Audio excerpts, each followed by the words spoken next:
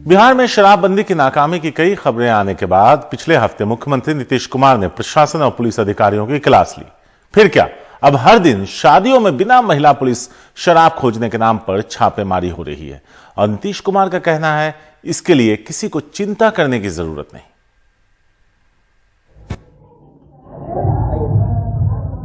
बारात का इंतजार कर रही दुल्हन समेत परिवार वालों के होश उस समय उड़ गए जब पुलिस वाले न केवल इस अंदाज में कमरे में घुसे बल्कि शराब खोजने के बहाने उनके सारे सामान देखने लगे। इस वीडियो क्लिप को आप देखेंगे तो आपको इस छापेमारी दल में एक भी महिला सिपाही नजर नहीं आएगी। और सोमवार को जब शराबबंदी को प्रतिष्ठा का प्रश्न बनाने वाले बिहार के मुख्यमंत्री नीतीश कुमार से जब इसके बारे में पूछा गया तो उनका जवाब था, ये जानकारी हमको नहीं है, जो न्यूज आता है उसी को देखते हैं, उसके बारे में जानकारी और लेते हैं। आज भी जो आया है उसके बारे में हमारे कार्यालय से लोग पूछताछ भी कर रहे हैं, वो एक अलग विषय है। लेकिन ये जिम्मेवारी उन्हीं को दी गई है, प्रशासन को और पुलिस को, सबको, कि एक एक चीज को देखिए।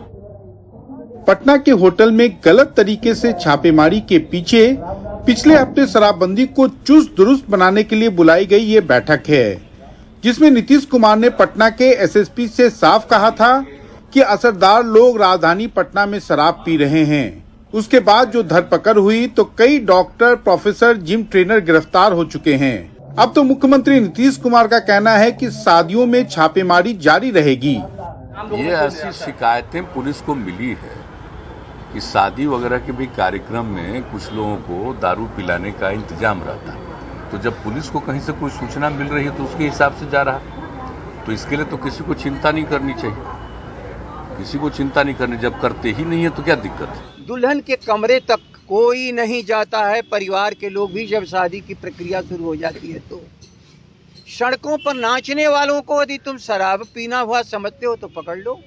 लेकिन नीतीश कुमार जी, आप बता दो, ये पूरे भरे हुए ट्रक पर जब पकड़ा जा रहा है शराब, आप वहां तो क्यों नहीं जाते हो? यदि वहां तुम सोर्स पर जाओगे तब माफिया पकड़ में आएगा। जिस दिन माफिया लोगों को पकड़ने लगोगे उस दिन तुम स्वयं पकड़ में आ जाओगे, यही खतरा है, क्योंकि माफियाओं के पोषण आप कर रहे हो।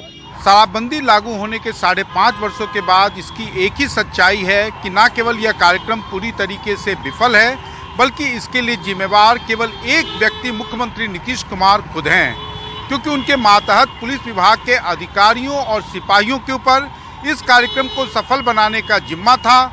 लेकिन शराब माफियाओं के साथ मिलीभगत कर उन्होंने इस पूरे कार्यक्रम की हवा निकाल दी।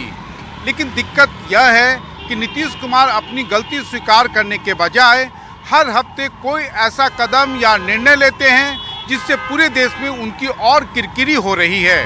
पटना से कैमरामैन हबीब अली के साथ मनीष कुमार, एनडीटीवी इंडिया के लिए।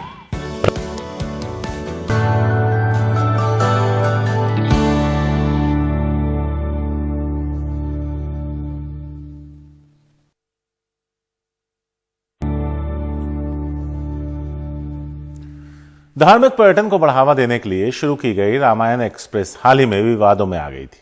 वजह थी इसमें काम करने वाले वेटर्स के कपड़े। दरअसल इसमें काम करने वाले खाना परोसने वालों की ड्रेस भगवा रंग की थी, जिसे लेकर संत समाज ने आपत्ति जताई थी।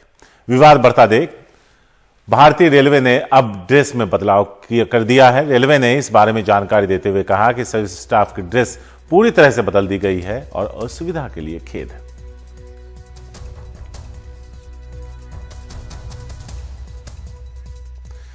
दिल्ली की जामा मस्जिद को मरम्मत की सख्त जरूरत है। छज्जा, मीनार, छत तमाम जगह काम मांग रही है। अब तक एएसआई यानी आर्कोलॉजिकल सर्वे ऑफ इंडिया ही 1956 से इसकी मरम्मत का जिम्मा संभाल रही है। जामा मस्जिद के शाही इमाम ने इस साल जून महीने में पीएम नरेंद्र मोदी से लेकर पुरातत्व विभाग को मस्जिद की मरम्मत को लेकर खत लिखे थे, पर जवाब अब तक नहीं मिला। परिमल कुमार की रिपोर्ट। बाहर से इतनी भव्य दिखने वाली जामा मस्जिद की अंदरूनी हालत कुछ अच्छी नहीं।